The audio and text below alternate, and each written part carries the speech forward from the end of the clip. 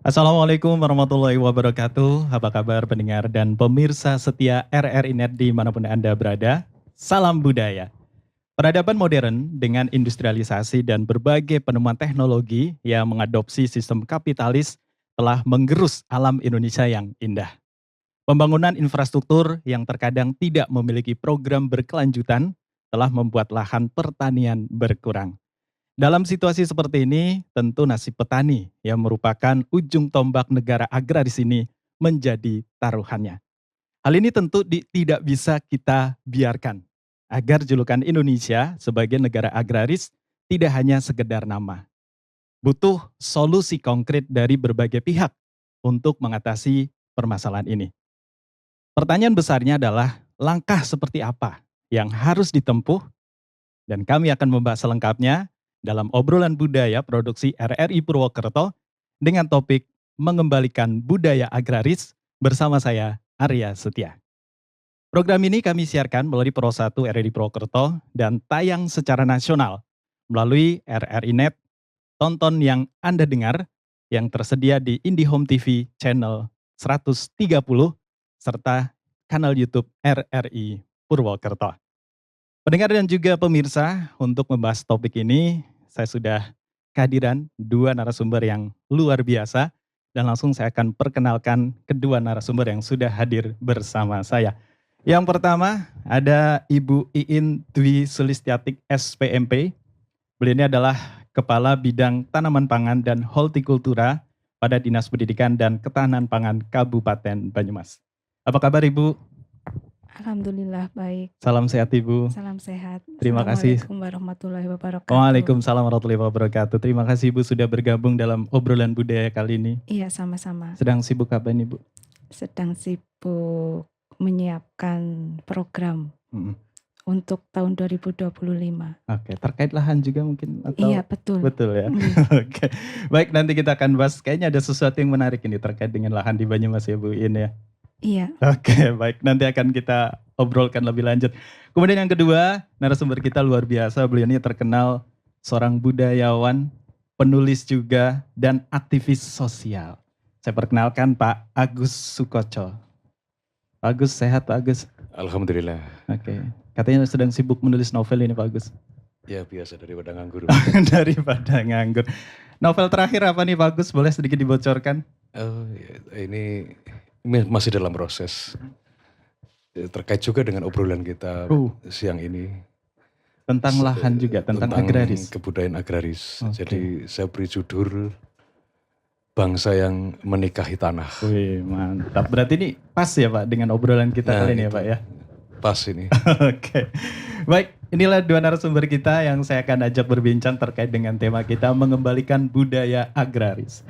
Oke, saya awali obrolan kita dengan bertanya ke Bu In dulu Bu. Kalau boleh tahu nih Bu, seperti apa sebenarnya kondisi lahan kita ya Bu? Terutama di Banyumas dulu nih Bu, seperti apa sebenarnya Bu? Iya, terima kasih. Untuk kondisi lahan pertanian di Kabupaten Banyumas, terutama lahan sawah nggih. Untuk lahan baku sawah kita itu menurun dari 32.394,45 hektar. Sekarang luas baku sawahnya menjadi 30.896,31 hektar. Berarti menurun ya Bu ya? Nggih, menurun. Menurun dari tahun, berarti data terakhir tahun 2024 ini? Iya, data terakhir tahun 2024 itu berdasarkan data ATR PPN itu 30.896,31 hektar. Oke, berarti kalau secara data menurun lumayan banyak ya Bu ya? Iya, itu kan tiap tahunnya menurun. Jelas ya di perkotaan terutama itu kan perumahan kita dibangun-bangun rumah kayak gitu. Itu kan juga alih fungsi lahan lah kayak gitu. Oke, baik. Itu Dan yang itu terjadi banyak setiap tahun menurun? Iya. Oke, baik. Ini sebuah hal yang memprihatinkan atau memang karena sudah keniscayaan sering dengan perkembangan kehidupan manusia saat ini atau seperti apa Bu? Ya sebenarnya memprihatinkan ya kalau menurut untuk mencukupi kebutuhan pangan kita kayak gitu. Tapi di sisi lain juga gimana ya, wong soalnya itu kan kebutuhan juga untuk perumahan kayak gitu. Jadi perlu dipikirkan lagi untuk LSD-nya, lahan sawah dilindunginya, seperti itu. Oke, baik. Artinya data yang kita pegang setiap tahun itu pertanian lahan, terutama yang lahan baku sawah itu setiap tahun menurun. Ya. Oke, baik, saya ke Pak Agus dulu Pak. Kalau menurut pengamatan Bapak nih Pak, selaku budayawan atau yang selama ini bergelut dan berhubungan langsung dengan masyarakat nih, apakah memang masih banyak masyarakat, khususnya di wilayah Banyumas ini, yang menggantungkan hidup lewat pertanian atau istilahnya sebagai petani? Seperti apa sebenarnya Pak? Ya, sama dengan yang disampaikan Ibu In tadi. Memang ada penurunan minat ya. Ini pasti banyak faktor ya. Penurunan minat, di samping tadi ada lahan yang terus berkurang karena alih fungsi. Tapi ada hal lain yang juga lebih esensial sebenarnya, karena generasi muda sekarang kan tidak terlalu berminat untuk menggeluti dunia tani. Tidak terlalu berminat atau memang tidak ada keminatan sama sekali Pak Agus? Makin kesini makin tidak ada minat. Ya, makin kesini makin tidak ada minat. Betul. Iya, betul juga sih Pak. Dulu waktu zaman saya kecil itu masih lihat anak-anak suka matun atau apa istilah itu kalau nanam gitu, nandur itu. Sekarang tuh kayaknya jarang ya Pak ya? Ya dulu di kecil saya itu tahun 80-an itu tempat mainnya cuma sungai, sawah, aja pulang ke sekolah belum makan sudah langsung ke sawah. Jadi manusia masih akrab dengan alam, dengan sawah, dengan lingkungan yang masih punya keindahan lah, hubungan-hubungan antara manusia dengan sawah. Oke. Tapi untuk saat ini, tapi kalau dari data Pak, ini masih banyak masyarakat kita yang memang bergantung dengan pertanian. Walaupun memang secara minat generasi muda itu sudah berkurang begitu. Iya, masih ada yang di desa-desa masih banyak. Meskipun kultur masyarakat bertani juga sudah bergeser ya. Jadi mereka bertani tidak seromantik dulu dalam banyak yang hilang loh. Misalnya perubahan budaya. Dulu mungkin kita kenal ya, ada ani-ani, ya, betul. Ya, ibu-ibu, perempuan-perempuan desa itu sangat partisipatif di dalam aktivitas di sawah, terutama pada saat panen. Ani-ani, sehingga mereka memotong satu alat pisau kecil dari bambu yang diletakkan di jari itu, dipotong, sehingga kita dulu kenal oman gitu kan. Oh iya, betul, oman. Betul. Nah, terus kemudian beralih dari ani-ani ke sabit. Kalau lewat era ani-ani dulu, ibu-ibu dapat upah gitu, beberapa ikat padi, dibawa ke rumah, ditaruh di para gitu. Para itu satu tempat di atas tungku batu, tempat masak tradisional ya. Jadi tungku pawon namanya, itu dijadikan pengarangan. Padi yang digantung itu akan makin lama makin kering menua. Jadi sebagai ketahanan pangan gitu. Sebagian dititipkan di lumbung. Nah, dari ani-ani geser menjadi, karena dianggap tidak efisien, ganti sabit, langsung dibabat. Ibu-ibu makin berkurang partisipasinya di aktivitas panen tadi. Sudah tidak ada lagi upah tadi. Upah yang lain. Nah, romantisme itu hilang. Peralihan dari ani-ani ke sabit, sekarang ke alat potong modern, itu juga tidak sekedar peralihan benda alat tani, tapi itu peralihan budaya dan perilaku masyarakat, punya dampak. Ya. Iya betul juga sih Pak, sekarang itu lebih ke peralatan modern, dan manusia hanya tinggal ngangkutin dari sawah ke truk begitu ya Pak. Baik, saya ke Bu In lagi, nanti dilanjut lagi Pak Agus. Nah, dengan kenyataan yang ada Bu, artinya setiap tahun lahan itu menurun. Kira-kira langkah apa yang sudah dilakukan oleh dinas, dalam hal ini Din Pertan KP Kabupaten Banyumas, untuk mengatasi agar ini tidak terus menurun begitu Bu Iin? Untuk lahan kalau untuk budidayanya ya, kita itu menerapkan teknologi-teknologi yang kita ambil dari Kementerian Pertanian. Itu misalnya kita menerapkan teknologi sistem jajar legowo, karena sistem jajar legowo itu bisa meningkatkan produksi. Jadi dengan luas lahan yang terbatas kita bisa meningkatkan produksi. Kita juga berupaya untuk meningkatkan produktivitas. Jadi luasannya segitu tapi kan profitasinya meningkat, jadi produksinya meningkat. Seperti itu. Kita juga berusaha untuk meningkatkan indeks pertanaman. Jadi dalam 1 tahun itu berharapnya ini ya ditanam itu 3 kali, tapi kita baru bisa mencapai 2,1. untuk indeks pertanamannya seperti itu. Oke, nah menyambung apa yang disampaikan oleh Pak Agus tadi bahwa sekarang ini petani itu hilang keromantisannya dengan sawah gitu. Artinya yang tadi menggunakan ani-ani, sabit sekarang sudah beralih dengan alat modern yang itu otomatis mengurangi partisipasi dari masyarakat untuk terjun langsung ke sawah. Apakah ini juga menjadi pengaruh tentang akhirnya masyarakat menganggap sawah itu tidak penting sehingga dijual untuk perumahan dan lain sebagainya, atau seperti apa, Bu?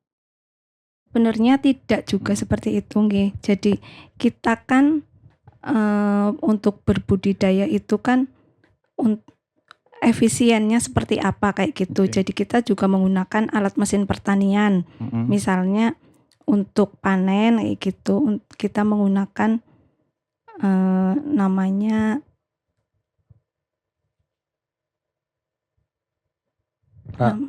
peralatan peralatan untuk panen kayak gitu namanya. Ada khusus ya alatnya? Iya, alat khusus untuk panen kayak gitu. Itu juga untuk mengurangi kehilangan hasil.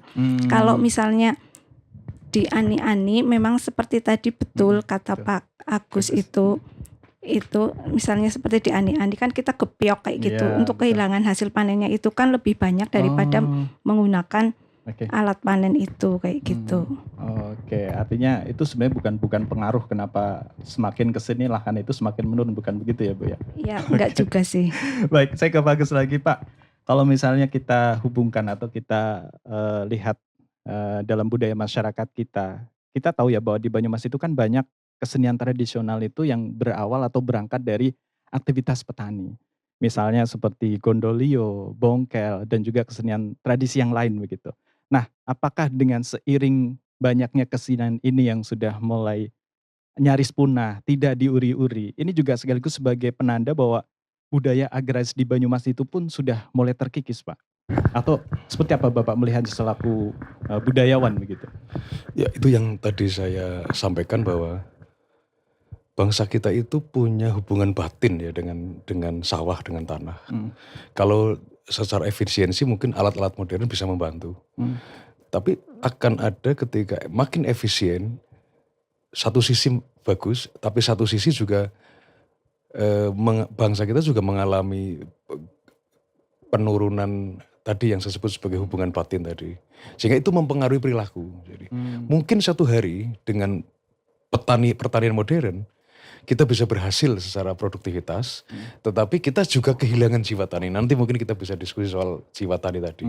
Nah, dulu ada kesenian yang memang menemani situasi kerja ya, situasi kerja orang di sawah, itu ada mereka berkreasi dengan alat seadanya, bahwa bagaimana bekerja sebuah langkah kreatif tapi tetap punya nuansa rekreatif. Jadi responnya kepada tani, karena situasi pada saat itu masih tradisional, sehingga alat-alat yang dipakai untuk menemani orang beraktivitas tani dengan musik-musik yang peralatannya semua itu kan dari bambu. Iya, betul. Nah, itu juga bisa bagian dari indikator bahwa memang pertanian sudah masyarakat sudah tidak terlalu bergairah ya. Tapi kalau kesenian kan bisa berkembang nanti. Transformasi mungkin dari alat-alat bambu tadi kan bisa besok-besok bisa kita rubah akustik juga bisa kan. Yang penting kan mengawal keindahannya, mengawal romantismenya tadi. Oke, baik, luar biasa nih. Semakin menarik obrolan kita, tapi Pak Agus dan juga Bu Iin, kita harus break dulu sambil mungkin menikmati minuman yang sudah kami sediakan, Bu, ya Pak Agus. Baik, pendengar dan juga pemirsa, sebelum kita lanjutkan, kita akan jeda sejenak. Pastikan terus bersama kami.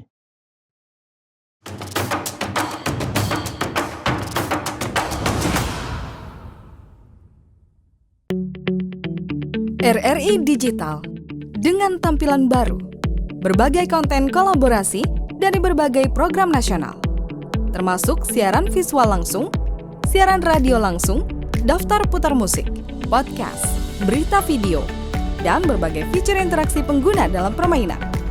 Berbagai konten menarik seperti suka, komentar, dan berbagi, serta obrolan langsung dengan penyiar dan pengguna. Pesan langsung dan fasilitas obrolan pribadi antara pengguna aplikasi juga tersedia. RRI Digital tersedia di Google Store dan App Store. RRI Digital.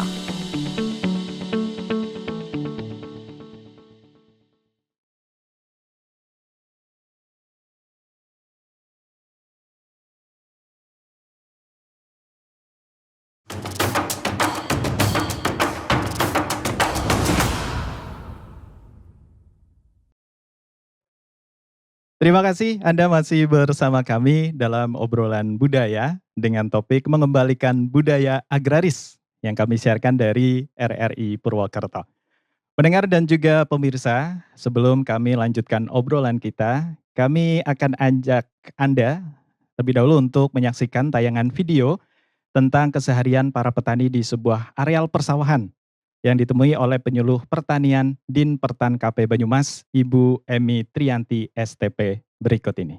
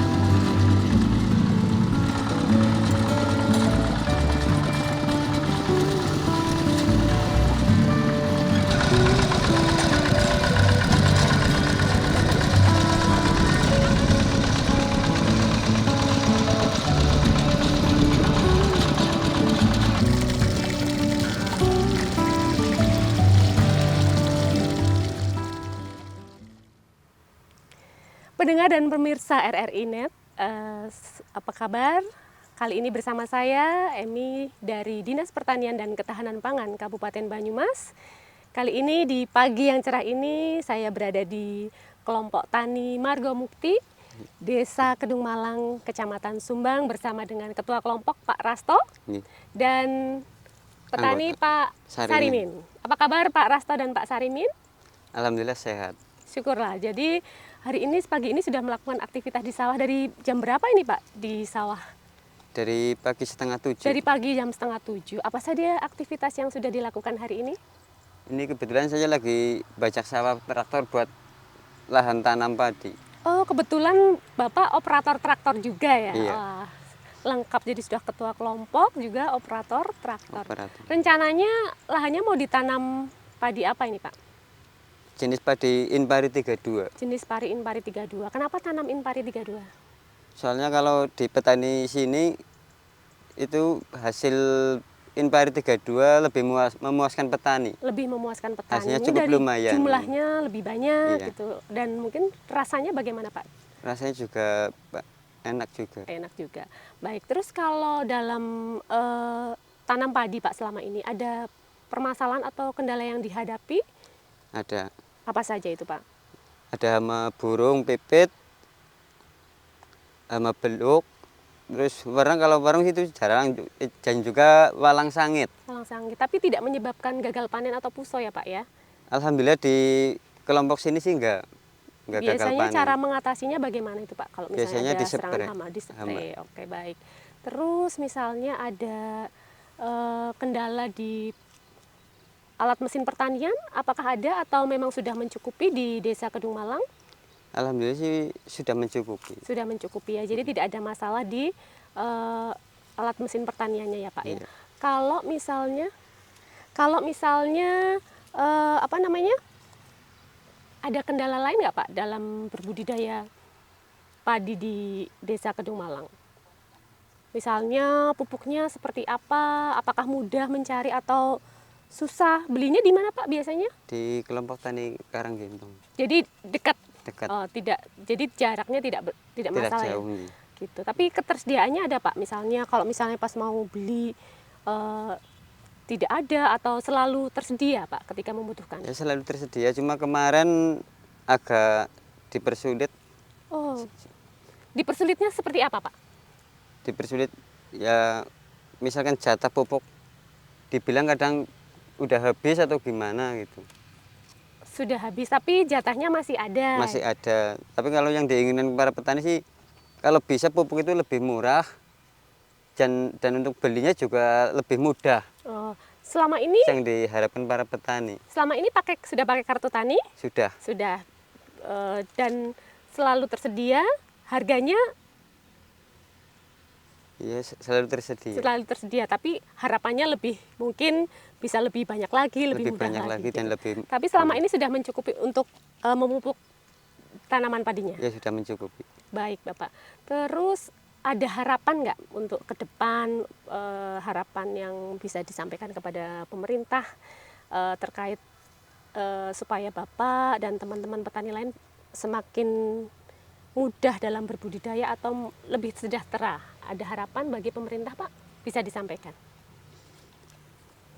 Ya kalau untuk para petani yang lain sih, yang diinginkan juga kebanyakan kan benih padi yang bagus. Benih padi yang bagus. Yang bagus. Terus beli pupuk yang sangat mudah, dan untuk memupuk padi atau jagungnya itu cukup.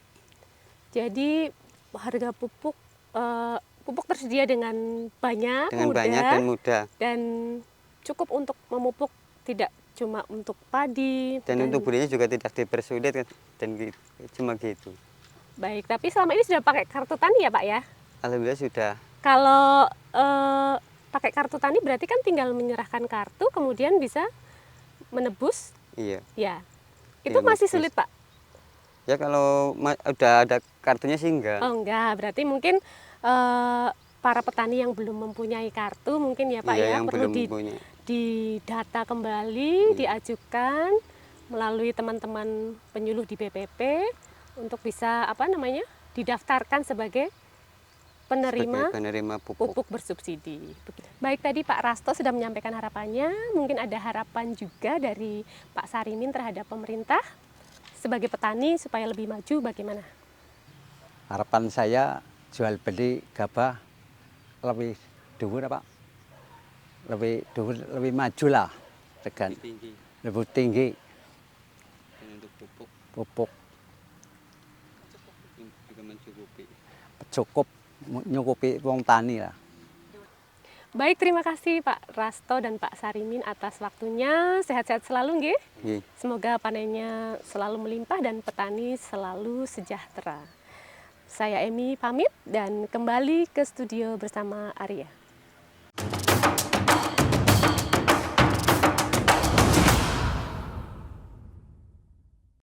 Terima kasih Ibu Emi. Kalau Bu Iin pasti kenal betul ya dengan Bu Emi tadi Bu? Iya, kenal sekali. Oke, teman kantor Ibu ya? Iya, satu kantor.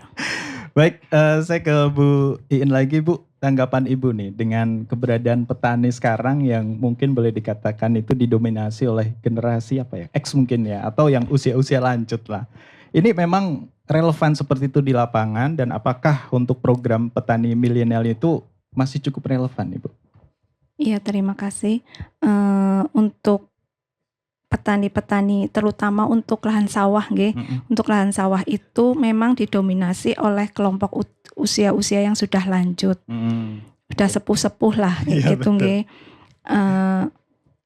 Untuk program petani milenial itu sangat relevan dengan kondisi yang ada sekarang ini. program yang sudah dilakukan oleh dinas, yaitu antara lain dinas menggandeng pondok-pondok pesantren. Jadi diharapkan nanti keluar dari pesantren itu mereka bisa mempraktekkan budidaya terutama padi di lahan-lahan sawah mereka kayak gitu. Jadi mereka menjadi petani milenial kayak gitu. Kalau pesantren kan prinsipnya sami'na wa atokna kayak gitu. Gitu, nggih. Ya. Kalau penyebabnya sendiri Bu, Ibu melihatnya seperti apa Bu? Apakah memang orang tua yang tidak menurunkan budaya pertanian ke sawah itu ke anak-anaknya atau seperti apa Bu? Sehingga yang bertani, yang tandur, yang panen itu tetap orang tua mereka begitu Bu? Ya seperti yang tadi disampaikan oleh Pak Agus, terjadi perubahan budaya kayak gitu nggih. Jadi orang tua kita itu berharapnya di sini misalnya ada anak yang menyekolahkan di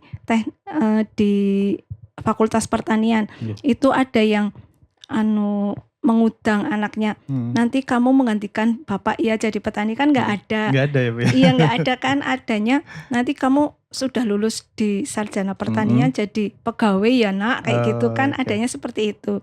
Jadi memang minat dari yang muda-muda itu kurang berminat karena juga untuk petani-petani yang sawah kayak gitu itu kayak misalnya petani-petani yang sawah itu istilahnya kurang menguntungkan untuk hasilnya. Jadi harus ada minimal mereka berusaha taninya kayak gitu. Untuk minimalnya itu untuk bisa hidup bertahan kayak gitu dalam 1 tahunnya itu minimalnya mereka menguasai lahan 2 hektar. Padahal seperti kita ketahui bahwa penguasaan lahan petani itu kan 0, sekian hektar, 0, sekian hektar kayak gitu kan. Jadinya mereka untuk berusaha tani terutama padi kayak gitu, untuk budidaya padi itu merasa enggan apa nggih kayak gitu. Mungkin seperti itu nggih Pak Agus, dari sisi budaya kayak gitu. Dengan kondisi yang ada tadi seperti digambarkan oleh Bu Iin ya, dengan kondisi petani kita yang rata-rata didominasi usia-usia lanjut. Nah, sebenarnya dari kacamata budayawan, bagaimana langkah yang efektif untuk dilakukan agar menarik generasi sekarang ini, generasi Z generasi Z atau Alpha gitu, untuk kembali tertarik dengan bidang pertanian ini? Seperti apa langkah konkretnya begitu Pak Agus? Sebenarnya ada persoalan klasik ya yang paling mendasar, di mana hasil bertani itu kan secara finansial tidak menjanjikan ya. Ada selisih yang tidak imbang biaya operasional dengan hasil taninya. Di sini juga banyak variabelnya ya, ada pupuk langka lah, pekerja di buruh di sawah juga yang nyangkul, yang itu juga sudah berkurang lah, biaya mahal lah. Nah, faktor ekonomi terkait dengan hasil secara ekonomi ini juga sangat berpengaruh. Orang mending pilih kerja di pabrik daripada di sawah. Sehingga dibutuhkan satu pengkondisian yang lebih powerful ya. Nah, pemerintah ini kan punya instrumen kebijakan untuk melakukan pengkondisian ini. Karena kebijakan ini kan negara agraris ya. Boleh saya pakai analogi ini ya. Ini biar. Kita kan bangsa yang dianugerahi tanah subur. Betul. Dianugerahi tanah subur. Pasti bangsa yang dianugerahi tanah subur pasti disuruh bertani kan. Saya analogikan, kalau ada guru memberi kertas gambar sama pensil ke murid, pasti guru itu sedang nyuruh menggambar. Nah kalau Tuhan ngasih kita tanah subur, aslinya sebenarnya Tuhan sedang menyuruh kita bertani. Nah maka kebijakan negara, kebijakan pemerintah harus memprioritaskan Tuhan sedang menyuruh kita bertani loh. Kan menjadi ironi. Bangsa dengan tanah subur, kita prioritaskan di sisi lain, itu kita jual pesawat malah beli beras, itu kan jadi aneh. Kalau dunia ini kita ibaratkan rumah, kita kan dapurnya Mas. Semua orang tergantung, tidak ada orang tidak butuh makan loh. Nah sebenarnya potensi ini sangat seksi untuk pada suatu hari, kalau ini diprioritaskan, akan menjadi primadona Indonesia. Karena tidak ada orang tidak butuh makan. Ya. Seluruh dunia akan butuh Indonesia. Oke, padahal modalnya luar biasa kita ya Pak ya. Itu tadi. Iya. Kita diberi tanah subur, tetapi prioritas pembangunannya tidak pada sektor pertanian. Itu sama guru memberi kertas gambar dan pensil kepada murid, sama murid malah bukan untuk menggambar tapi bikin mainan darat-daran itu kan. Ada miskomunikasi antara Tuhan dengan manusia di Indonesia hari ini. Sehingga kita bergeser dari agraris ke hal lain. Padahal modal sudah luar biasa tapi itu tidak menjadi prioritas utama. Padahal kita tergantung dengan modal tersebut begitu ya Pak. Oke, nah Bu, dari apa yang tadi digambarkan Ibu dengan kondisi petani yang ada sekarang ini. Lalu bagaimana sebenarnya kebutuhan pangan di Banyumas khususnya beras? Apakah selama ini tercukupi atau seperti apa kondisinya Bu? Kalau untuk beras sendiri itu sebenarnya kita tercukupi karena luas baku kita kan untuk sekarang saja ya, untuk sekarang kan 30.896,31 hektar. Untuk indeks pertanamannya 2,1. Misalnya yang satu itu kan melewati tahun karena kita tanam itu kan nggak sekaligus panen, ada waktunya 4 bulan gitu kan hitungannya. Kalau misalnya 1 tahun itu 2 kali tanam aja untuk IP2 kita masih surplus. Jadi hitungannya ada sih hitungannya. Boleh sedikit dibocorkan artinya selama ini tidak ada masalah terkait dengan stok beras di Banyumas begitu ya Bu? Sebenarnya tidak ada masalah, cuma kan ada waktu-waktu tertentu kita itu tidak ada panen. Yang jeda panen ketika kita kan misalnya Maret kita panen raya, Maret April kita panen raya. Terus April kan mulai tanam. Lah mulai tanam April, Mei, Juni, Juli itu kan tidak ada produksi. Lah itu harga beras mulai tinggi kayak gitu. Jadinya ada waktu-waktu tertentu kita tidak ada panenan. Ada sih panenan tapi sekitar 1.000 sampai 2.000 hektar itu di daerah-daerah lereng Slamet yang selalu airnya tercukupi kayak gitu. Ada air terus setiap tahunnya. Jadi secara hitungan kita sih surplus 10 bulan lah untuk 1 tahunnya kayak gitu. Cuma ya kayak gitu, jadi karena tidak tiap bulan kita panen, jadinya ada bulan-bulan tertentu yang memang kita itu produksinya itu defisit. Jadi memang sebenarnya benar tadi yang dikatakan oleh Pak Agus itu kita harus adakan lumbung pangan lagi nopo nggih Pak nggih.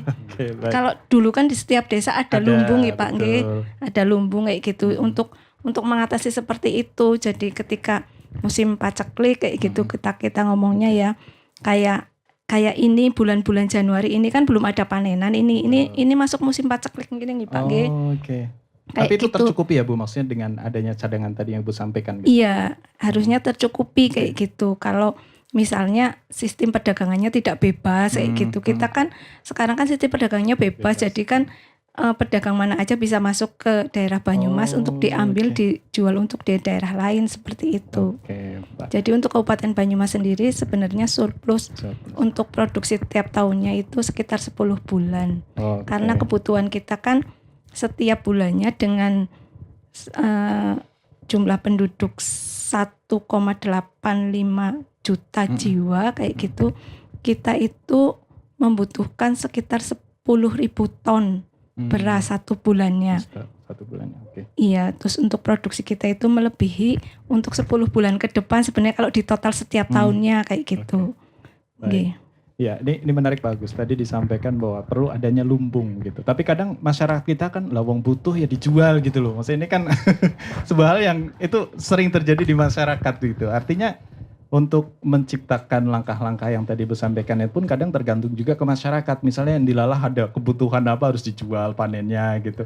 Nah ini bagaimana nih jiwa petani kita yang seperti itu bagaimana Pak Agus menurut Bapak selaku budayawan nih Pak? Saya jadi ingat dan saya pernah menulis di daerah Purbalingga itu ada daerah yang namanya Perdikan Cahyana ya. Itu terdiri dari 5 desa. Jadi Perdikan Cahyana itu ada sejak era Demak. Nah sampai hari ini tradisi dan budaya di sana masih dipertahankan sejak lama. Misalnya salah satunya dalam rangka tadi terkait ketahanan pangan beras. Di sana itu tidak boleh orang beras itu dijual. Bahkan tidak ada warung nasi. Yang terkait dengan kenapa? Karena pada saat itu tetua desa, penguasa pada saat itu namanya Syekh Makdum Cahyana itu melihat bahwa barang yang menjadi hajat hidup orang banyak itu ketika menjadi barang komoditas, dia akan diambil oleh kapitalis, akan diambil oleh tengkulak yang harganya juga akan dimainkan, kapan dikeluarkan, kapan ditimbun gitu kan. Nah begitu ia tidak dijual, ditaruh di lumbung, itu akan relatif lebih stabil dan lebih menjadi ketahanan pangan di lumbung tadi. Ada lumbung tua di sana. Itu mungkin bisa jadi alternatif ya. Bisa kapan-kapan di daerah sana, di desa, ada 5 desa lah, desa Grantung, Tajuk, Rajawana. Meskipun yang paling kuat di desa Grantungnya itu, di lokasi makamnya Syekh Makdum Cahyana. Berarti kearifan lokal di sana. Kearifan lokal. Ya, masih kita mungkin harus juga belajar pada kearifan lokal itu. Oke, nah kaitannya dengan tadi, bagaimana untuk menanamkan jiwa petani ke milenial. Apakah perlu ada edukasi khusus nih ke pelajar nih tentang dunia pertanian yang mungkin menjadi salah satu kurikulum tertentu di sekolah-sekolah, atau bagaimana nih Pak Agus melihatnya? Saya kira pasti harus ada kurikulum di dalam pendidikan sejak SD ya, di mana dikenalkan dunia tani dari seluruh aspek secara komprehensif. Tetapi saya percaya Mas, saya optimis bahwa bangsa kita ini memang lahir dari budaya agraris ya. Betul. Ini kita lahir secara, otak kita kan mungkin menyimpan rekaman sejak kita lahir. Tapi di dalam diri kita ada sel-sel DNA. Sel-sel DNA itu menyimpan rekaman buyut kita, mbah-mbah kita, sampai mungkin zaman Majapahit. Jadi ada saat di mana dia juga aktif, kita akan sadar, ada tarikan-tarikan alamiah, kita akan kembali kepada kodratnya sebagai bangsa agraris tadi. Sehingga dipantik sedikit saja sesungguhnya orang ada momentum nanti akan kembali ke kodratnya. Karena kita tidak bisa lari dari kodrat agrarisnya. Apalagi pemerintah memang punya kebijakan untuk memasukkan kurikulum di dunia pendidikan.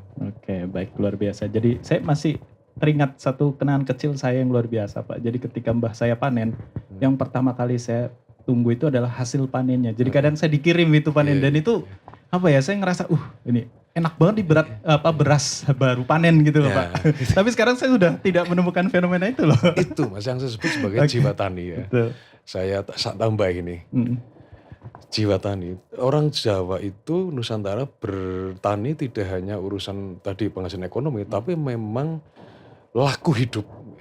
Maka kita lihat ketika orang mempunyai interaksi yang kuat dengan tanah, ya bangsa agraris itu, lahirlah nilai-nilai yang mengawal karakter bangsa kita. Contoh, kita kenal mungkin, Mas kenal ada sapa nandur Arab ngunduh, becik ketitik ala ketara, ngunduh wohing pakerti, rugi satak bagi sanak. Kredo itu pasti lahir dari masyarakat agraris Mas. Tidak mungkin lahir kredo-kredo kebersamaan seperti itu dari masyarakat industri. Betul. Tapi pasti lahir dari interaksi para petani, kehidupan masyarakat tani. Sehingga dari masyarakat agraris lah lahir nilai-nilai yang mengawal karakter bangsa kita. Sehingga kita kenal ada terminologi budaya kita yang paling otentik, gotong royong. Betul. Kita hari ini kan menggembar-gembar gotong royong. Jadi gotong royong hanya bisa terjadi ketika ekosistem atau habitat sosialnya memang kompatibel. Jadi tidak bisa di masyarakat industri.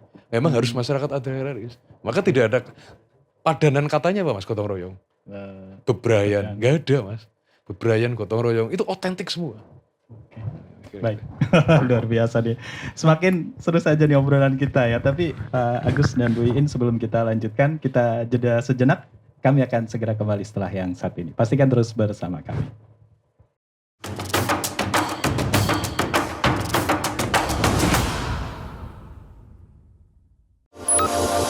RRI.net, kami hadir dengan ragam informasi, dialog interaktif, dan hiburan. Dari Pro 1, Pro 2, Pro 3, Pro 4, dan Voice of Indonesia. RRI.net, di IndiHome TV, aplikasi RRI Digital, dan portal berita rri.co.id. RRI.net, tonton yang Anda dengar. RRI.net. Tonton yang Anda dengar.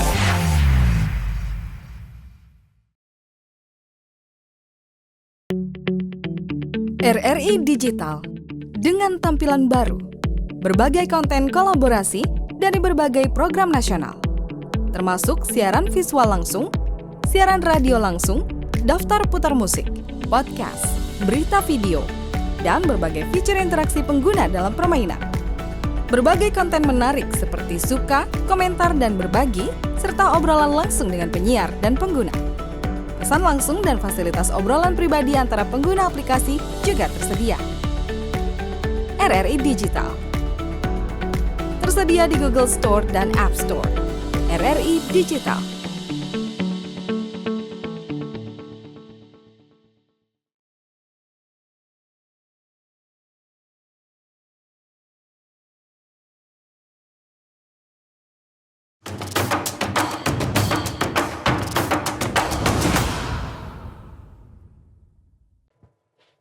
Pendengar dan juga pemirsa setia RRI.net dimanapun Anda berada, Anda masih menyimak obrolan budaya dengan topik mengembalikan budaya agraris produksi RRI Purwokerto, masih bersama saya Arya Setia.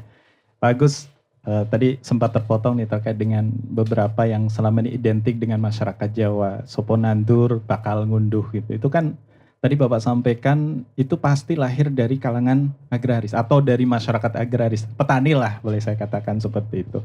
Nah, apakah itu juga sebenarnya menggambarkan jiwa petani kita yang sebenarnya gitu? Dan apakah itu masih relevan ketika kita hubungkan dengan situasi pertanian kita saat ini di era-era modern seperti yang tadi digambarkan Bu In juga, lahan semakin menurun, atau seperti apa Pak Agus melihatnya gitu? Saya kira perlu dibangun kembali hubungan etik antara manusia dengan tanah, sebagaimana leluhur kita membangun hubungan. Jadi bangsa kita itu kan menempatkan alam sebagai sesama makhluk yang hidup. Jadi alam juga sesama subjek, tidak diobjek kan ya. Maka semuanya diberi nama, Pak. Air, tirta, angin, bayu. Bumi saja ini Siti, digambarkan sebagai perempuan ibu yang cantik. Yang harus kita perlakukan yang dengan harus mesra gitu ya Pak. Padi, Sang Hyang Sri atau Dewi Sri. Nah, dengan kemampuan mempersonifikasikan faktor-faktor alam ini, itulah basis kebudayaan Jawa. Sehingga hubungan antara manusia dan alam tidak eksploitatif, tetapi eksploratif. Baik. Jadi alam diberdayakan tapi tidak diperkosa. Maka yang saya sebut tadi dalam novel saya tadi, menikahi bukan memperkosa. Kalau dulu tanam paksa itu memperkosa. Ya, jadi ada faktor-faktor eksploitasinya. Nah, tidak bisa kita menghindar dari itu. Sepanjang manusia membangun hubungan kembali dengan alam sebagaimana leluhur kita membangun hubungan, kita akan kembali tidak hanya perubahan soal ekonomi ya, sumber ekonomi, tetapi kembalinya bangsa kita pada kodratnya sebagai bangsa agraris, maka saat itulah kembali juga bangsa kita kepada karakter otentiknya. Oke. Masih bisa nggak sekarang ini dengan harus optimis. Teknologi? Harus optimis. Harus optimis ya. Teknologi kan harusnya dipakai sebagai varietas untuk memperkuat karakter, bukan malah mendegradasinya gitu kan. Oke. Baik Bu In, dari dinas sendiri apakah ada semacam edukasi ke masyarakat tentang itu bahwa pertanian itu kan jiwa asli kita masyarakat terutama di Banyumas gitu. Yuk kita kembali untuk menjadi petani gitu, atau dari dinas ada langkah-langkah apa untuk mengarahkan itu agar masyarakat bisa kembali mencintai pertanian kita begitu Bu. Ya, terima kasih. Seperti yang tadi saya katakan bahwa dari dinas itu sudah berupaya merangkul pondok pesantren. Salah satunya seperti itu. Baik. Terus membuka juga untuk TK, SD kayak gitu untuk diarahkan ke kelompok-kelompok yang memang binaan dinas. Jadi kan dinas itu ada program P2L, Pekarangan Pangan Lestari misalnya seperti itu. Di situ kan ada rumah bibit, ada pertanamannya. Jadi anak-anak TK itu untuk difasilitasi ke situ kayak gitu untuk belajar bertanam kayak gitu. Jadi mereka itu sejak dini itu mengetahui pertanian sejak dini. Dan dari sekolah-sekolah kan juga sekarang ada kurikulum P5 atau penguatan apa gitu ya. Pelajar Pancasila. Iya betul gitu. kayak gitu. Itu kan juga kebanyakan seperti itu. Jadinya bekerja sama dengan TK, SD kayak gitu untuk mengedukasi anak-anak lah, untuk mengenal sedini mungkin tentang pertanian. Kita juga membuka di UPT Balai Benih kita untuk edukasi seperti itu. Oke. Termasuk juga munculnya kelompok tani di masyarakat itu juga salah satu arah ke sana untuk kembali menyadarkan betapa pentingnya sektor pertanian di wilayah kita begitu Bu. Kalau kelompok tani di masyarakat, kalau secara administrasi itu memang kita batasi ya. Soalnya kan terkait sama administrasi yang harus dipenuhi. Jadi kelompok-kelompok tani yang baru terbentuk itu menginduk kepada kelompok tani yang lama kayak gitu. Untuk administrasinya seperti itu. Jadi tidak terbentuk kelompok-kelompok yang baru di masyarakat, tetapi kelompok yang baru di masyarakat itu ngesup ke kelompok yang lama kayak gitu. Baik. Tapi itu salah satu langkah juga untuk kembali ke agraris kita, budaya agraris kita begitu ya Bu? Iya sih. Oke. Baik, Pak Agus nih, ada salah satu hal yang menarik di pemerintahan yang sekarang ini kan mewujudkan swasembada pangan nih. Nah dengan apa yang tadi digambarkan Bu Iin bahwa lahan kita semakin tahun semakin menurun, kemudian budaya masyarakat kita yang seolah-olah sudah kehilangan jiwa petaninya tadi seperti yang disampaikan Pak Agus, apakah ini cukup relevan gitu dengan kondisi yang ada saat ini kalau melihat dari kacamata budayawan nih Pak Agus?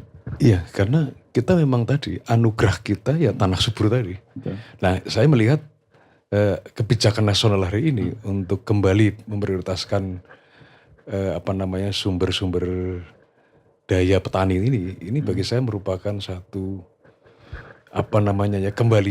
awal kembalinya kita kepada kebudayaan sejati kita sebagai bangsa agraris. Oke. Kemudian dengan aktivitas Bapak nih Pak, menulis novel yang rata-rata itu kaitannya dengan alam, dengan keindahan wilayah kita, negara kita, termasuk novel terbaru itu yang menikahi tanah ya. Nah ini apakah memang salah satu upaya juga ke arah sana untuk menyadarkan masyarakat juga bahwa Jawa kita adalah jiwa agraris begitu Pak? Iya, semua pihak harus terlibat secara partisipatif untuk menempatkan, merasionalisasi ya, agar masyarakat mulai semua pihak menempatkan petani sebagai pihak yang penting, yang vital. Semua orang butuh makan loh. Betul. Yang ironi kan dari pemulung sampai presiden itu butuh makan semua. Tapi petani tidak ditempatkan pada kedudukan yang tinggi. Oke. Jadi petani itu ibu loh, ibu peradaban loh. Nah ketika petani kita tempatkan pada kasta sosial yang seperti hari ini, orang itu kalau profesinya tani, ngelamar orang juga tidak terlalu dilirikan. Nah ini berarti ada pandangan keliru kepada sesuatu yang harusnya tinggi malah rendah. Jadi saya menulis novel ya bagian dari upaya untuk pelan-pelan kita menempatkan petani sebagai ibu peradaban dan ibu sejarah kita. Tinggi, karena tidak ada yang tidak butuh makan, kecuali kita bersedia makan plastik. Oke, Pak. Ya artinya kalau sekarang menawarkan, Pak saya lamar anak Bapak dengan modal 2 hektar sawah itu udah nggak mempan ya Pak ya? Nah, kalau itu mungkin dijual untuk yang lain. Oke, baik. Bu, ada satu program juga yang katanya pemerintah kan akan mencetak sawah-sawah baru gitu Bu. Nah apakah ini juga cukup relevan dengan kondisi lahan kita yang sekarang ini sudah mulai berubah jadi perumahan lah, industri dan lain sebagainya gitu. Ya, untuk cetak sawah baru itu difokuskan di luar Jawa. Kalau di daerah Jawa itu tidak ada cetak sawah baru karena memang sudah seperti itu nggak ada yang dicetak kayak gitu. Jadi itu difokuskan untuk di luar Jawa seperti itu. Oke, baik. Nah, artinya kalau melihat dan ketika terjun ke masyarakat, apakah dari dinas juga sudah menemukan nih permasalahan utama pertanian di Banyumas itu apa? Dan itu sebenarnya bisa untuk diselesaikan sesegera mungkin gitu Bu. Permasalahan utama pertanian di Kabupaten Banyumas ya terutama seperti yang tadi diungkapkan. Selain minat yang sudah turun, ya, ada itu. lagi yang ditemukan gitu nggak Bu? Ya seperti masalah klasik lah ya, untuk penggunaan varietas unggul gitu. Jadinya petani kita itu masih menggunakan benih-benih jabal, jalilan antar lapang kayak gitu. Untuk benih turunan kayak gitu. Tidak menggunakan benih-benih varietas unggul. Terus untuk OPT juga organisme pengganggu tanaman juga seperti itu masih mengancam kayak gitu.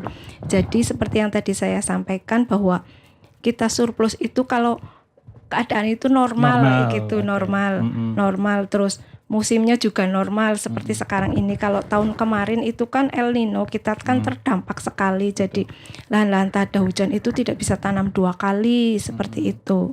Oke, karena memang benar-benar mengandalkan hujan gitu. Iya, kalau lahan tak ada hujan memang benar-benar mengandalkan hujan. Jadi yang kita lakukan ya paling mencari sumber-sumber air untuk kita berdayakan lah ya. Jadi itu melalui irigasi perpompaan atau pompa atau sumur dalam seperti itu. Jadinya nanti lahan-lahan tak ada hujan juga terairi seperti itu. Itu yang lagi menjadi program dari dinas juga seperti itu. Oke. Saya pernah berjumpa dengan beberapa petani. Waktu itu saya dapat tugas liputan gitu. Katanya petani disuruh tanam, tapi untuk mendapatkan pupuk pun kita kesulitan gitu. Artinya banyak jeritan-jeritan petani yang masih terdengar sampai sekarang seperti itu, Bu. Nah, ini bagaimana untuk mengatasi permasalahan seperti itu, Bu? Iya, sebenarnya untuk pupuk bersubsidi ya, ini khususnya ya. Untuk pupuk bersubsidi itu kuotanya itu sudah mencukupi karena sudah dijadwalkan 3 kali tanam. Kalau kita tanam 2 kali kan berarti lebih. Itu mungkin kalau yang petani-petani menjerit pupuk langka itu mereka belum tergabung dalam kelompok tani. Jadinya kita himbau bahwa petani-petani itu tergabung dalam kelompok tani. Jadinya untuk pupuk bersubsidi itu sudah tercover seperti itu. Baik ya, Pak Agus, ini kira-kira apa yang perlu Anda sampaikan terutama kepada pemerintah agar Indonesia itu, dulu saya pernah waktu kecil itu mendengar Indonesia itu macan Asia gitu. Agar itu bisa kembali ya. Setidaknya pemerintah itu bisa menciptakan bahwa kita mampu lagi untuk swasembada pangan. Dan istilah macan Asia itu bukan hanya dongeng saja begitu Pak. Kalau kita lihat sejarah ya, sejak abad ke-5 di era Tarumanegara, itu sudah ada kebijakan-kebijakan negara pada saat itu. Ada bendungan Gomanti sepanjang 12 km untuk mengairi tanah. Itu kan artefak-artefak di prestasi-prestasi itu yang menggambarkan bahwa bangsa kita pernah jaya di dunia tani. Di era Majapahit bahkan lebih tertata dan sempurna lagi sistem pertaniannya. Ada pejabat khusus yang menangani pertanian sampai menjadi disebut sebagai dengan kredo Benowo Sekar. Jadi Benowo Sekar itu kan, Benowo itu kapal, potensi maritim, Sekar itu kembang yang representasi dari simbol darat. Jadi ada maritim dan agraris. Nah, 2 potensi ini kan milik kita. Sepanjang kita memang prioritas pada pengelolaan 2 sumber tadi, kita akan kembali kepada kodrat kebangsaan kita sebagai bangsa agraris. Baru kita akan punya berhak meraih mimpi yang Anda sebut tadi sebagai macan Asia. Oke, dan semoga itu bisa lama-kelamaan hal-hal itu bisa mengarah ke sana begitu Pak. Alam punya cara untuk mengembalikan. Alam kan gini, manusia punya free will ya, punya kebebasan kehendak untuk membangun peradaban. Tapi ketika sudah terlalu jauh bergeser dari kehendak alam punya cara untuk menarik dan mengembalikan kembali kebudayaan manusia agar sinkron dan kompatibel dengan watak alam tadi. Oke, baik, luar biasa. Tapi waduh, nggak kerasa ini Bu In, Pak Agus, waktu kita sudah nyaris 1 jam ini. Jadi sebelum diakhiri, mungkin saya minta masing-masing untuk memberikan semacam closing statement lah. Mungkin dari Bu In dulu, Bu. Iya, terima kasih. Untuk masalah swasembada pangan, untuk swasembada pangan itu bukan merupakan tanggung jawab satu pihak saja. Itu kan merupakan tanggung jawab bersama. Jadi mari bersama-sama kita mewujudkan swasembada pangan. Kontribusinya sesuai dengan peran masing-masing, seperti itu. Baik. Nggih. Iya, semoga kembali masyarakat kita mencintai pertanian lagi begitu ya Bu ya. Dunia pertanian, jiwa-jiwanya muncul kembali. Bagus. Apa nih Pak yang menjadi closing statement? Ya tadi kita kembali kepada kodratnya sebagai bangsa agraris. Kalau kita tidak berpijak pada landasan tadi, kesadaran kembali kepada kodrat bangsa agraris, maka kemajuan kita akan menjadi kemajuan yang semu dan imitatif. Saya jadi ingat kata-kata Rendra. Ya. Jadi untuk kita harus bisa membaca. Kalau kita tidak bisa membaca tata buku masa silam, kita juga akan gagap membaca tata buku masa kini.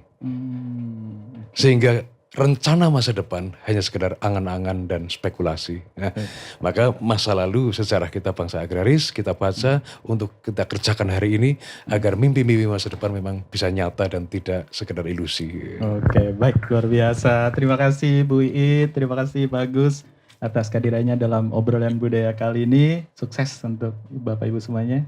Salam sehat selalu ya Bapak Ibu. Oke.